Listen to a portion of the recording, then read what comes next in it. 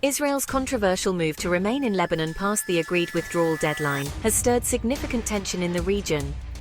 The November ceasefire agreement between Israel and Hezbollah, brokered by the United States, set a 60-day period for the withdrawal of Israeli troops from southern Lebanon.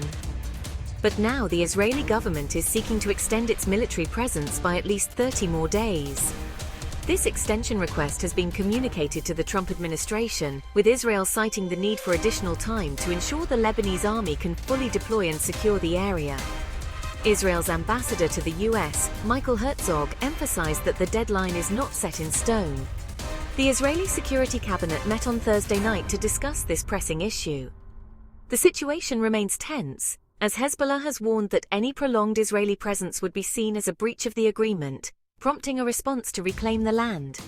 The ceasefire agreement, which came into effect on November 27, 2024, was intended to halt a year-long low-level war initiated by Hezbollah's attack on Israeli-held territory in solidarity with Hamas. The Lebanese military, backed by UN peacekeepers, is tasked with maintaining security in southern Lebanon. Hezbollah is required to withdraw north of the Litani River, but Israeli officials argue that the pace of Hezbollah's withdrawal and the Lebanese military's deployment is too slow. This has raised concerns about the potential re-escalation of conflict. Interestingly, the US Department of Defense has hinted that the timeline for withdrawal could be flexible to accommodate the necessary security measures. Despite this, Hezbollah's stance remains firm, emphasizing that any delay would violate the ceasefire terms. On the ground, the situation is complex. While the US and French governments, along with the United Nations, are monitoring the ceasefire, the reality in southern Lebanon remains opaque.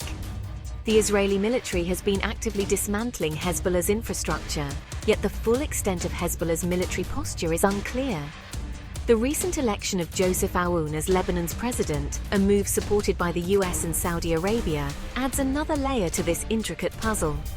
Aoun has pledged to bring all weapons under state control, challenging the long-standing policy that allowed Hezbollah to maintain its militant wing.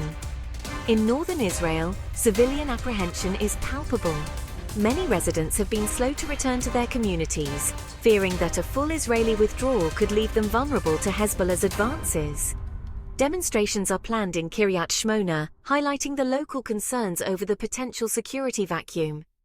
The international community continues to watch closely, urging both sides to adhere to the ceasefire and pursue long-term peace. The next few weeks will be critical in determining whether this fragile calm can hold, or if the region will once again descend into conflict. Stay tuned for more updates on this developing story. Don't forget to like, subscribe, and hit the notification bell for the latest news.